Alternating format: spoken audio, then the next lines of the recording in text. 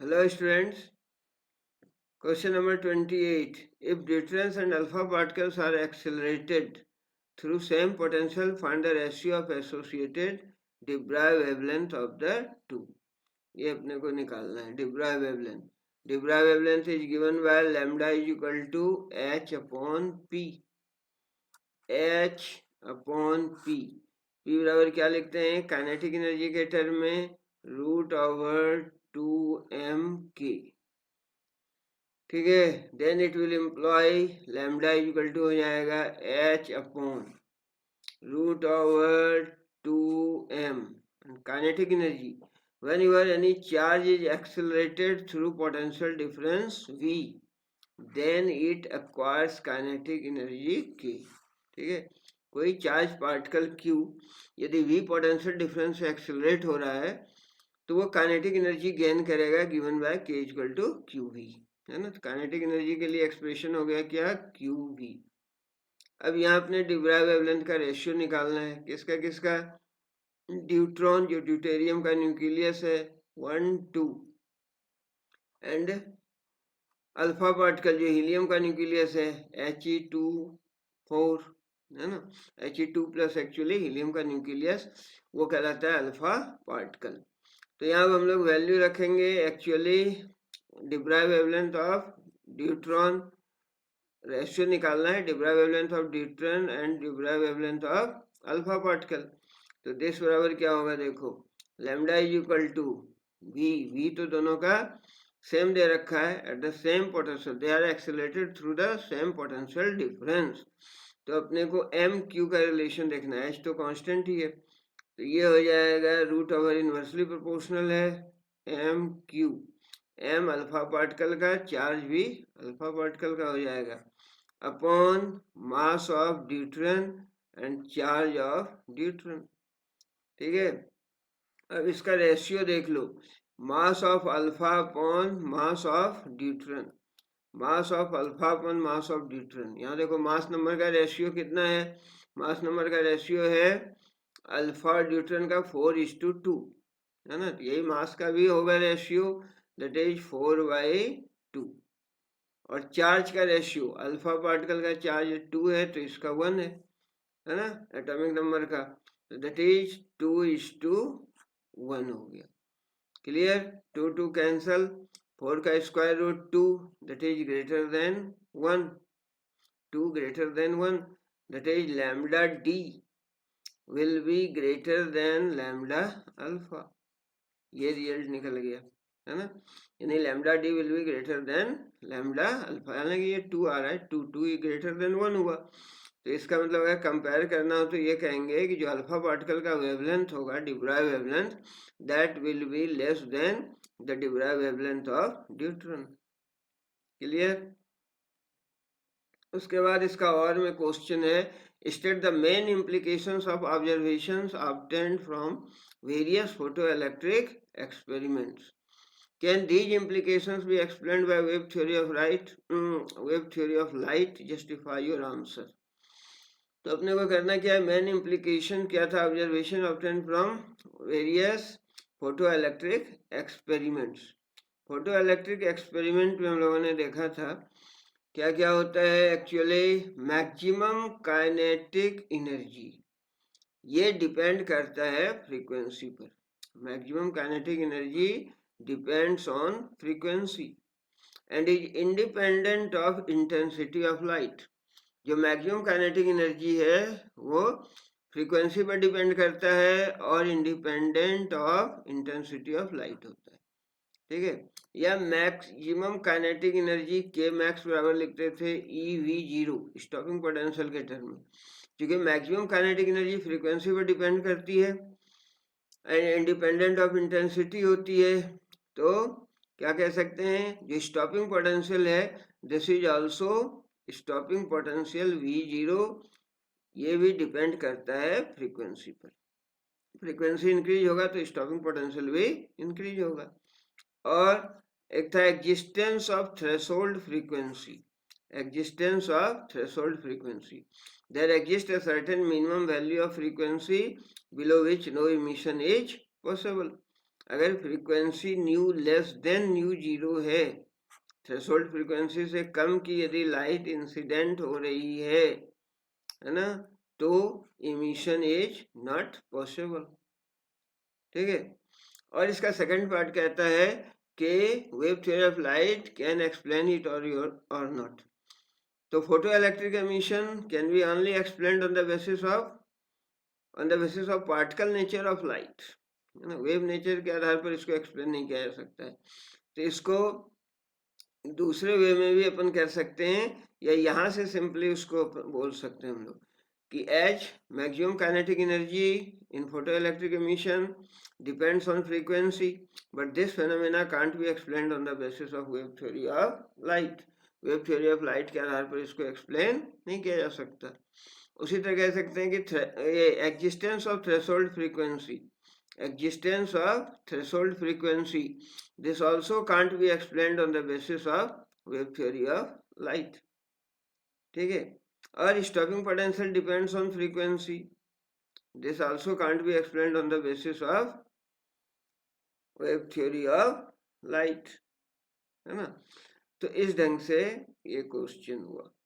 ठीक है। और फिर इसके बाद देखते हैं क्या है। Actually question number 29, question number 29 क्या कह रहा है, derive an expression for the frequency of radiation emitted when a hydrogen atom D excites from level n to level n-1, also show that for large values of n this frequency equals to classical frequency of revolution of electron। ये derivation part है, तो इसको हम लोग छोड़ देते हैं, है ना। Now question number 30, give one point of difference between nuclear fission and nuclear fusion. Fission and fusion के बीच क्या डिफरेंस होता है पता है ना। फिशन में क्या होता है actually, in case of fission, अगर फिशन का केस देखें हम लोग, तो in case of fission heavy nucleus is splitted, heavy nucleus is splitted into two lighter nuclei, heavy nucleus जो है two lighter nuclei में टूटता है, and in the process enormous amount of energy is released। जैसे uranium break होता है ना, तो बेरियम और क्रिप्टन बनता है and enormous amount of energy release होती है। तो fission is the nuclear reaction in which heavy nucleus is splitted into two lighter nuclei। And fusion means combining, तो fusion is the nuclear reaction, fission and fusion दोनों nuclear reaction है, but in case of fusion combination होता है, two lighter nuclei combine to form a bigger nucleus and in the process large amount of energy is released।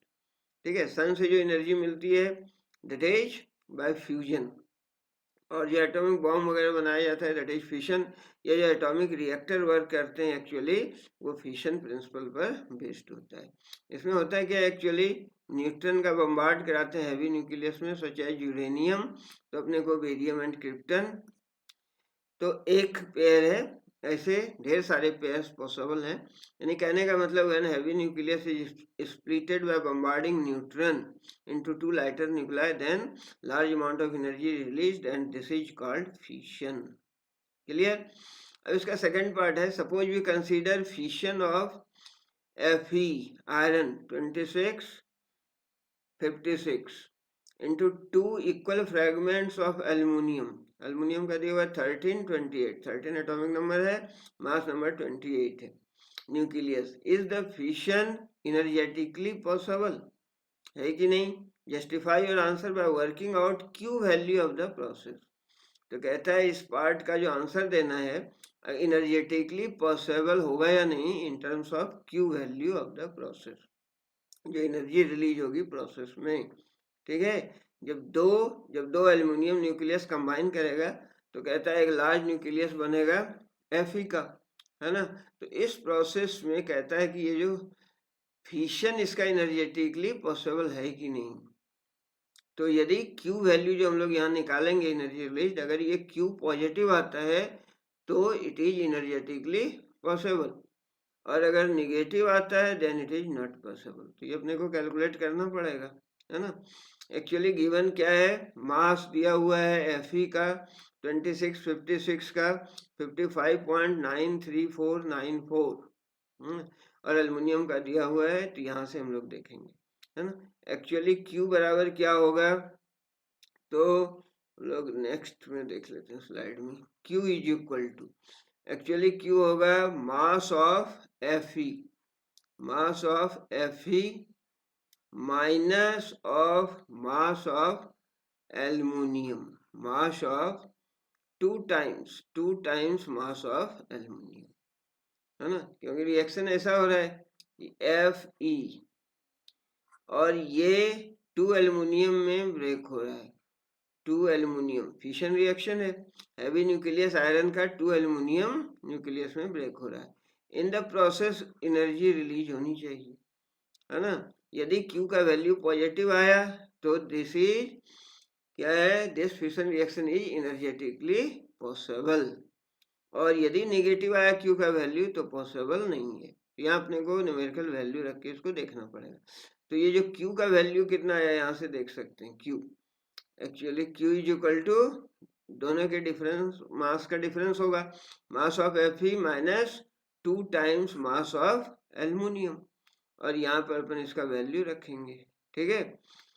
तो यहाँ से हम लोग रखते हैं, एक्चुअली Q का जो वैल्यू आने वाला है मास ऑफ Fe, ये अपने को देखना पड़ेगा, मास ऑफ Fe कितना था 55.93494 55 पॉइंट था ना, 93494 55.93494 यू में दिया हुआ है, minus 2 times mass of aluminium, aluminium का मास देखना पड़ेगा कितना दिया हुआ है 27.98191 98191, ठीक है, 98191, दिस मच यू हो जाएगा, दिस मच यू, और इसको यदि मल्टीप्लाई कर दें हम लोग कितने से 931.5 से, ये 931 से रफली कर सकते हैं, तो this 1 mega electron volt energy release होगी। बात समझ में आ रही है, क्या होता था एनर्जी Q बराबर एक्चुअली जो होगा mc², और m क्या होता है del m into c square, ये बाइंडिंग एनर्जी का कंसेप्ट है। एक्चुअली यहाँ कह रहा है कि बाइंडिंग एनर्जी डिलीटेड पोर्शन है, बट सैंपल में ये क्वेश्चन देने का मतलब है कि इस तरह के क्वेश्चन थोड़ा हालांकि हैं उस फैक्ट पर, बट आ सकते हैं, तो हम लोग देख लेते हैं। एक्चुअली Q क्या होगा del m into c square, del m is the mass defect, different of mass, यानी इस दोनों का डिफरेंस का जो मास है वो होगा Q के बराबर। बात समझ में आ रही है कि एक्चुअली Q इसके इक्विवेलेंट जो मास है plus this equal to this होना चाहिए, है ना।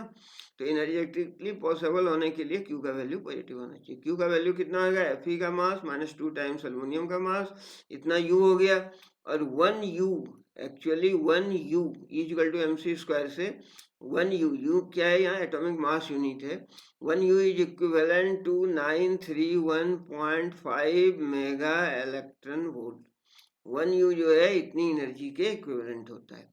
तो ये जो डिफरेंस निकल गया मास इनटू दिस मच 931 से गुना कर दिया, तो ये इतना मेगा इलेक्ट्रॉन वोल्ट एनर्जी हो गई, ठीक है। अब इसको 55.93494 माइनस 2 इंटू दिस करके देख लेते हैं अपन, 27.98 27 है ना, चलिए देख लेते हैं 27 दिस, है ना, इसको थोड़ा ये करना पड़ेगा, है ना। तो ये वैल्यू कितना आ रहा है, दिस वन नहीं है, चलिए 27, चलो ऐसे गुना कर लेते हैं हम लोग, है ना। ये कैलकुलेटर चल नहीं रहा मेरा, क्या हो गया, चलो 212, है ना, यानी इसको तो सिंप्लीफाई कर लेना, 2 इसमें अपन टाइम देंगे, 27.98191, है ना, दिस और वही हमने भी फिर से लिख दिया 931 मेगा इलेक्ट्रॉन वोल्ट। इसको जब सिंप्लीफाई करेंगे तो ये वैल्यू लगभग आएगा कितना, ये निगेटिव में वैल्यू आ जाएगा, है ना। ये जो वैल्यू है ये निगेटिव में आ रहा है ना। कितना आ रहा है तो उसको कैलकुलेट करके देख लेना, ठीक है। शायद ये आएगा -26.90 आएगा शायद, नहीं इतना ही आएगा ना, -26.88 करके कुछ आ रहा है, तो इसको 9 लिख सकते थे मेगा इलेक्ट्रॉन वोल्ट। और ऐसे भी दिखने से लग रहा है 934 दिस है, 2 इंटू दिस मल्टीप्लाई करेंगे तो ये जो वैल्यू है ना ये इस वैल्यू से ज्यादा है, तो निगेटिव वैल्यू आ रहा है, तो Q का वैल्यू निगेटिव आया। Q का वैल्यू निगेटिव आया तो यहाँ हम लोग कहेंगे क्या, Q का वैल्यू क्यों निगेटिव है, इसलिए this reaction is not possible, not energetically possible, क्योंकि एनर्जी रिलीज होनी चाहिए थी ना, तो एनर्जी रिलीज नहीं हो रही है। फिशन में तो एनर्जी रिलीज होता है, इसलिए ये एनर्जेटिकली पॉसिबल नहीं है, ठीक है। चलिए कोई डिफिकल्ट नहीं है, तो ये तो वहां से काम नहीं आए कैलकुलेटर, ठीक है। नाउ क्या करेंगे, सेक्शन ई का क्वेश्चन देखते हैं, स्टेट गॉस लॉ। ये 5 मार्क्स के क्वेश्चन है ना, स्टेट गॉस लॉ। और so that with the help of suitable figure outward flux due to point charge q in vacuum within Gaussian surface is independent of its size and shape। ये purely derivation है, simple है। Conceptual problem यहाँ आता है इसके tail में, है ना, कि in figure there are 3 infinite long thin sheets having surface charge density दिया हुआ है 2 sigma -2 sigma and sigma respectively।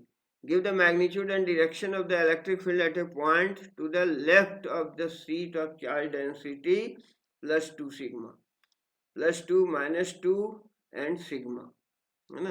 तो +2 के लेफ्ट में कितना इलेक्ट्रिक फील्ड होगा उसका मैग्नीट्यूड एंड डायरेक्शन बताना है, and right of seat, right of charge density sigma, इसके राइट में कितना होगा नेट इलेक्ट्रिक फील्ड, उसका डायरेक्शन और मैग्नीट्यूड देना है अपने, ठीक है।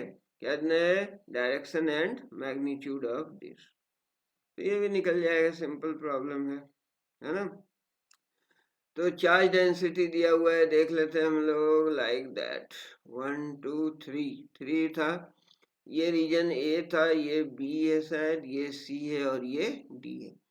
यहाँ सरफेस चार्ज डेंसिटी दी हुई थी, ये +2 सिग्मा है, ये -2 सिग्मा दे रखा है, ये plus sigma, left of 2 sigma यहाँ होगा, राइट ऑफ सिग्मा दिस होगा। इस 2 पॉइंट पर देखना है इलेक्ट्रिक फील्ड, तो यहाँ पहले देखते हैं ए पॉइंट पर, है ना, ए क्या है, ये लेफ्ट में यही पॉइंट कहता है 2 सिग्मा के लेफ्ट में क्या होगा, तो यहाँ से देखते हैं अपन। तो यहाँ पर अगर कोई पॉइंट लिया तो इसके कारण, है ना, इन्फिनाइट सीट के कारण जो इलेक्ट्रिक फील्ड होता था वो क्या होता था, σ/2 एप्सिलॉन नॉट, σ/2 एप्सिलॉन नॉट। तो इसके कारण यानी यहाँ क्या करते हैं एक्चुअली, मान लो कोई पॉइंट पी है, यूनिट पॉजिटिव चार्ज कंसीडर करते हैं, और ये जो प्लेट है जिस पर 2 सिग्मा है, जिसकी सरफेस चार्ज डेंसिटी, इसके कारण देखते हैं तो प्लस है चार्ज, तो यहाँ पर जो चार्ज माना है अपन ने यूनिट पॉजिटिव चार्ज, प्लस के कारण रिपेल होगा, तो इसके कारण ये होगा, है ना। और वो फील्ड का वैल्यू कितना होगा, that is surface charge density upon 2 epsilon not, ठीक है, 2 sigma upon 2 epsilon not. Actually क्या होता था, ये सिग्मा अपॉन 2 एप्सिलॉन नॉट, है ना, ये होता है थिन शीट के कारण क्या इलेक्ट्रिक फील्ड, तो इसके कारण इतना हो गया, -2 सिग्मा के कारण कितना होगा, तो -2 sigma upon 2 epsilon not, clear, -2 sigma bye 2 epsilon not, clear. क्योंकि यहाँ निगेटिव के कारण क्या होगा, ये जो चार्ज है इधर आएगा, तो इलेक्ट्रिक फील्ड ये वेक्टर क्वांटिटी, तो ये डायरेक्शन पॉजिटिव है तो ये निगेटिव है तो माइनस हो गया। अब इस प्लस के कारण प्लस है तो ये रिपेल ही होगा दिस डायरेक्शन में, है ना, तो ये क्या हो जाएगा, σ/2 एप्सिलॉन नॉट, ठीक है, ये हो जाएगा σ/2 टू एप्सिलॉन नॉट। हमारी बात समझ में? कैपेसिटर के केस में होता था प्लस सिग्मा माइनस सिग्मा, तो sigma by to sigma by to, positive charge के कारण रिपेल होगा, नेगेटिव के कारण इधर, तो sigma by two plus sigma by to, तो सिग्मा बाई एप्सिलॉन नॉट होता था। तो ये हो गया, और इसमें ये दोनों सेम है, कैंसिल हो गया, तो गया sigma by two epsilon nought, sigma by two epsilon not at the left.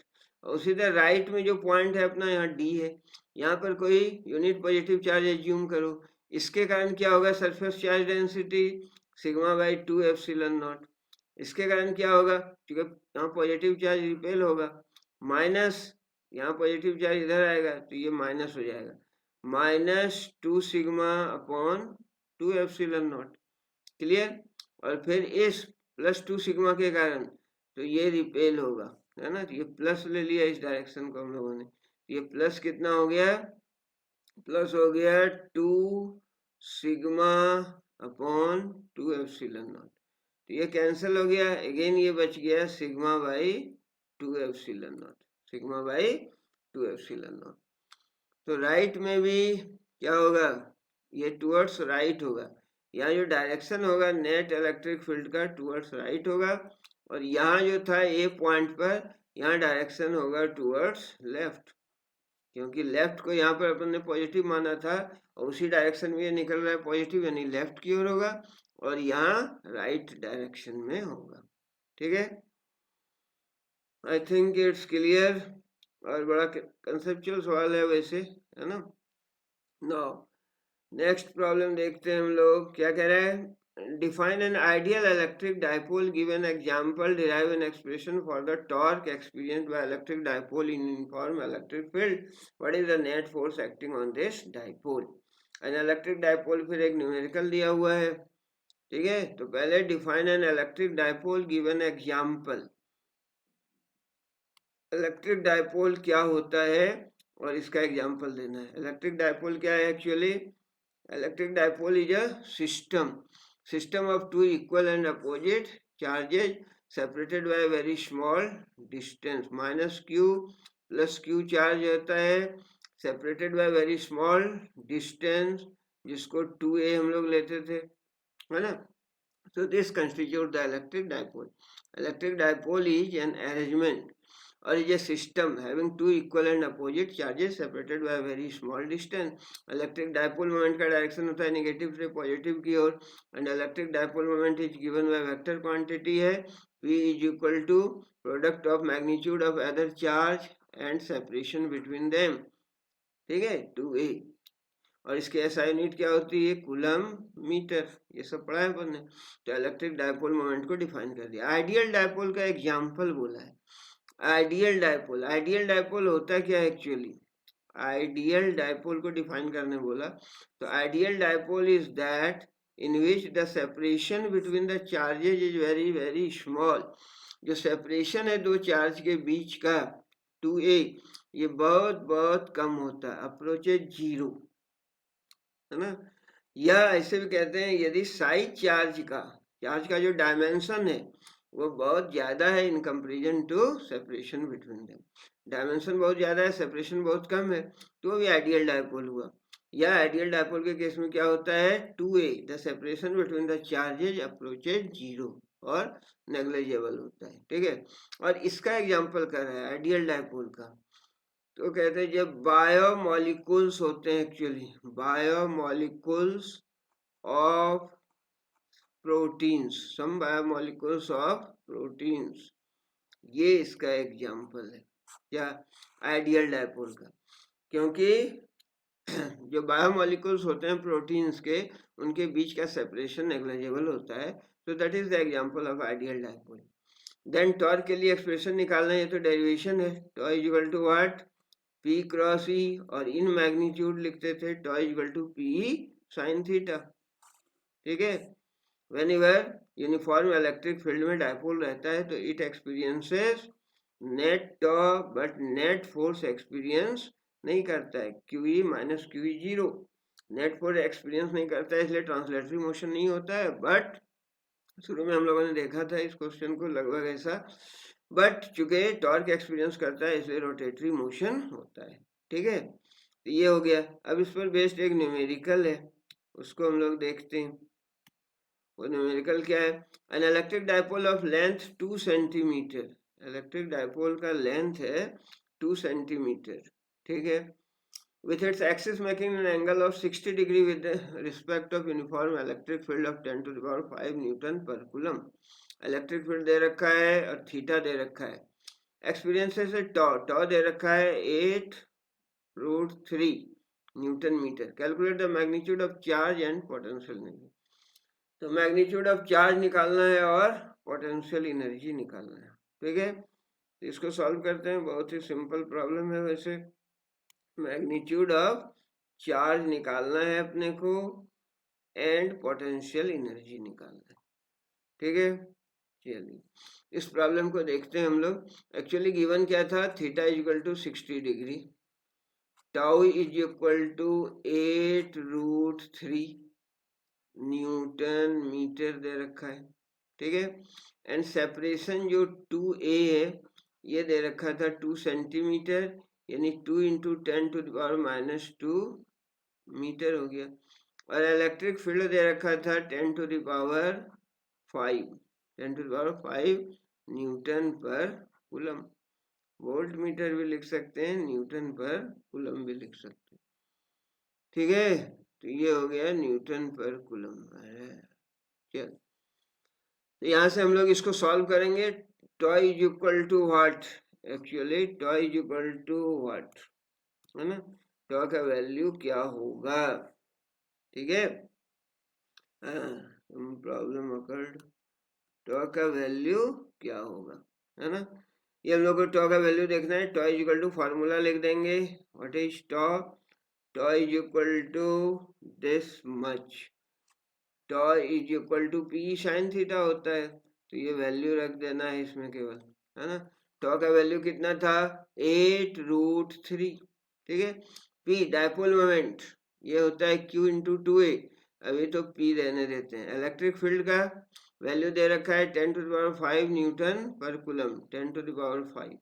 And sine theta, sine of 60 कितना होता है? √3/2, √3 कैंसल, तो यहाँ से निकल गया P का value. P equal to what?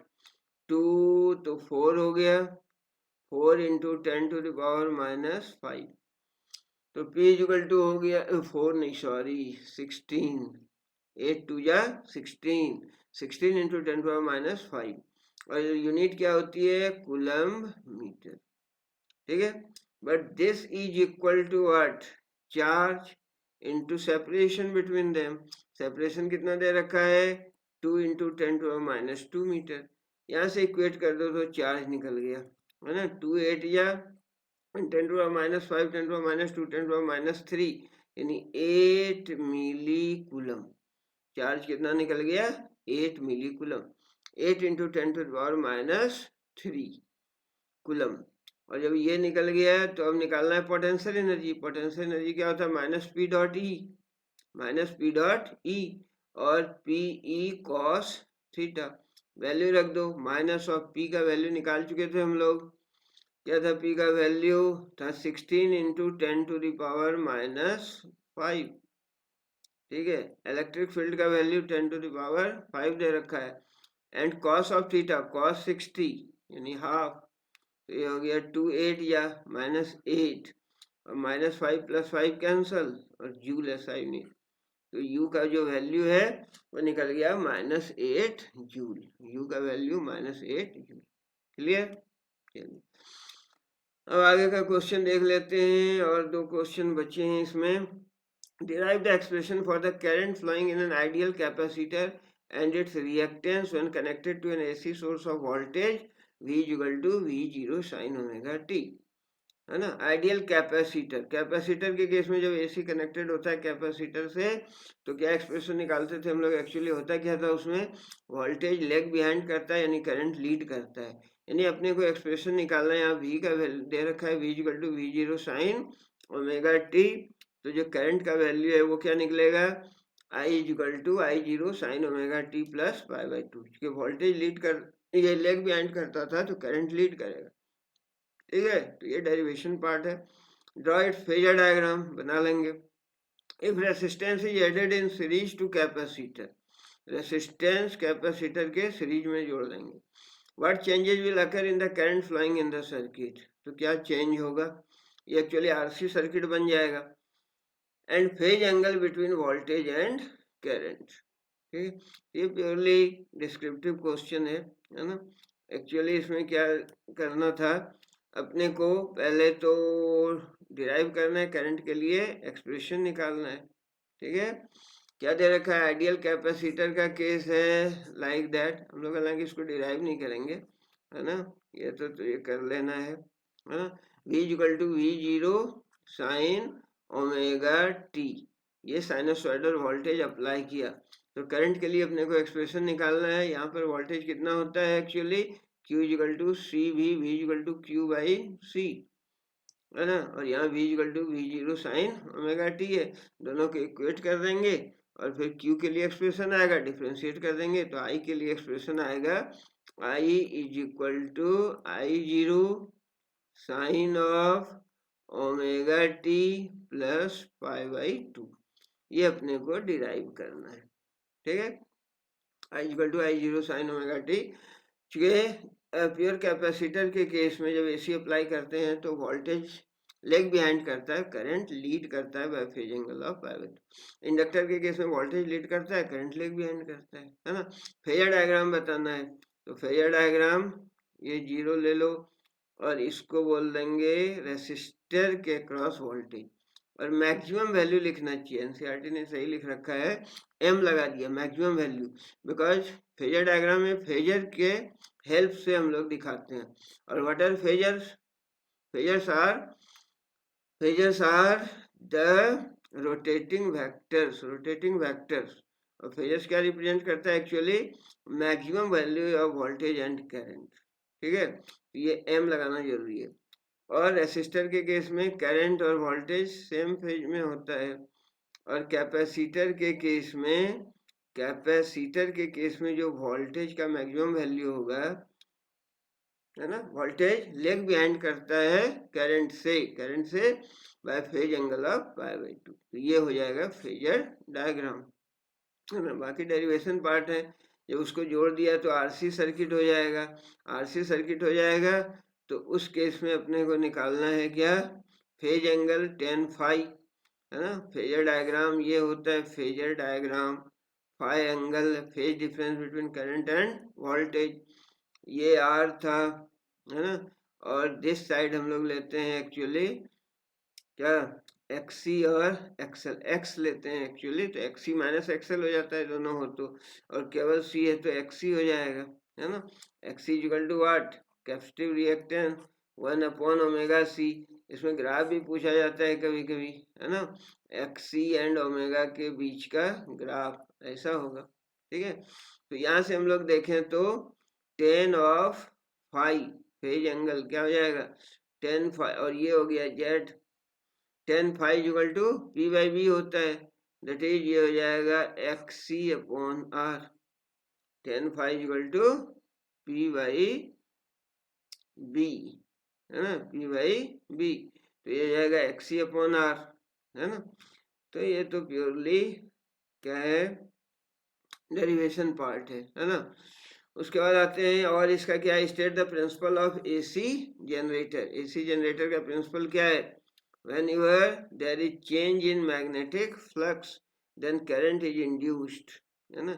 whenever there is change in the magnetic flux linked with the coil then the current is induced, ठीक है, ये principle. Explain with the help of well लेवल diagram working, obtain the expression for EMF generated, expression निकालना है। is it possible to generate EMF without rotating the coil, rotate अगर नहीं करें coil को तो जनरेट कर सकते हैं EMF, रोटेट नहीं करें तो भी कर सकते हैं जनरेट। कैसे करेंगे, by changing the magnetic field, flux change होना चाहिए, कुछ ऐसे मीन से करें, है ना। चलिए तो पहले देखते हैं, प्रिंसिपल हो गया, उसके बाद डायग्राम बना लोगे, expression for the EMF generated, ये भी सिंपल है, expression for the EMF generated, EMF कितना होता है फैराडे लॉ से, E equal to minus D phi by D T, EMF E is equal to minus of D phi by D T, और अगर n turns हैं तो n से multiply हो जाएगा, तो हो गया minus of n D by D T, किसका फ्लक्स, फ्लक्स होता है B dot A, that is B A cos theta, और ओमेगा एंगुलर वेलोसिटी से जा रहा है तो omega is equal to what, theta upon T, तो theta is equal to omega T. और इसको जब डिफ्रेंशिएट करेंगे तो माइनस कॉस का हो जाएगा माइनस साइन, तो माइनस माइनस प्लस हो गया, N B A omega coefficient आ जाएगा, then sine of omega T. तो ये ईएमएफ के लिए एक्सप्रेशन हो गया। और ईएमएफ का मैक्सिमम वैल्यू कब होगा, जब साइन ओमेगा टी का वैल्यू 1 होगा, जब ओमेगा टी 90 होगा, तो वो ई जीरो अगर लिख दें तो E is equal to E zero sine of omega T, ये वैल्यू हो जाएगा ईएमएफ का। कभी कोई ग्राफ पूछते हैं तो ये साइनसॉइडली वेरी करेगा, हालांकि यहाँ पूछा नहीं है, ठीक है ना। अब फ्लक्स कैसे चेंज होगा, ईएमएफ इंड्यूस होने के लिए क्या होना चाहिए, minus D phi by D T, flux में चेंज होना चाहिए टाइम के साथ, and flux is what, flux is B A cos omega T, ठीक है। या मैग्नेटिक फील्ड में चेंज हो या इफेक्टिव एरिया में चेंज हो, इफेक्टिव एरिया, इसके लिए उसको रोटेट करते हैं तो इफेक्टिव एरिया चेंज होता था, है ना। यदि हम लोग मैग्नेटिक फील्ड को चेंज कर दें तो उस केस में भी फ्लक्स में चेंज हो सकता है, ठीक है। अब है 33 का क्वेश्चन है, define a wave front. Wave front क्या है, वेव ऑप्टिक्स में पढ़ा था हम लोगों ने। Wave front, wave front is the locus of point oscillating in the same phase, locus of points oscillating in the same phase, or it is a surface of constant phase. Draw the diagram to show the shape of plane wave front. जब thin prism पर incident हो रहा है thin convex lens में, state the nature of refracted wave front, verify Snell's law of refraction, ये तो derivation है। उसके पहले का पार्ट हम लोग देख लेते हैं एक्चुअली, है ना। क्या कहता है, define a wave front, wave front को डिफाइन करना है ना। तो वेव फ्रंट को तो डिफाइन कर दिया हम लोगों ने। Wave front is the locus of the point having same phase of oscillation, और it is the surface of constant phase. उसके बाद कह रहे थे कि प्रिज्म है कोई, है ना, बिहेवियर कैसा होगा प्रिज्म का towards the incident wave front. अगर प्लेन वेव फ्रंट इंसिडेंट हो रहा है लाइक दैट, है ना, तो जो रिफ्रैक्टेड वेव फ्रंट होगा उसका शेप कैसा होगा, तो यहाँ से पैरेलल रेज, वेव फ्रंट पर परपेंडिकुलर होता है रेज, तो यहाँ रेज ड्रॉ कर लो। और जब प्रिज्म से जब रेज गुजरती है तो क्या होता है, बेस की ओर मुड़ती है, तो यूं गुजरा उसके बाद क्या होगा, ये बेस की ओर मुड़ जाएगा, ठीक है। अब इस पर नॉर्मल ड्रॉ कर दो, रेज पर जो नॉर्मल होता है, रेज पर जो नॉर्मल है दैट इज वेव फ्रंट, तो ये हो गया रिफ्रैक्टेड वेव फ्रंट, तुम तो शॉर्ट में मत लिखना। और इसका शेप कैसा होगा, this is plane refracted wave front, ये प्लेन रिफ्रैक्टेड वेव फ्रंट होगा। अगर इंसिडेंट वेव फ्रंट ये प्लेन था, ये भी प्लेन हुआ, है ना, तो एक्चुअली ऐसा होगा। समझ में आई बात, क्या करना है एक्चुअली, रे से अपन यूज टू है, तो रेज तो वेव फ्रंट पर परपेंडिकुलर होता है, तो रेज देख लिया, ठीक है, और रेज पर परपेंडिकुलर ड्रॉ करो तो मिल जाएगा रिफ्रैक्टेड वेव फ्रंट। और फिर कन्वेक्स लेंस का पूछा है, तो कन्वेक्स लेंस में भी प्लेन वेव फ्रंट इंसिडेंट है लाइक दैट, तो इससे रेज ड्रॉ करो, रेज क्या है, वेव फ्रंट पर नॉर्मल। और जब रेज पैरेलल रेज इंसिडेंट होता है कॉन्वेक्स लेंस के केस में, तो जो रिफ्रैक्टेड होता है रेज वो क्या होगा, लेंस के फोकस पर मिलता है। अब ये तो रेज है, ये क्या है, रेज, रिफ्रैक्टेड रे है ये, है ना, और इस पर नॉर्मल होगा वेव फ्रंट, तो इस पर नॉर्मल ड्रॉ कर दो। नॉर्मल कैसा होगा, इस पर यूं होगा, ये कन्वर्जिंग नेचर हो रहा है ना, ऐसा होगा वेव फ्रंट, ठीक है, इसका सेंटर यहाँ होगा, तो ये होगा स्फेरिकल वेव फ्रंट। ये वेव फ्रंट कैसा है, this is spherical wave front, clear.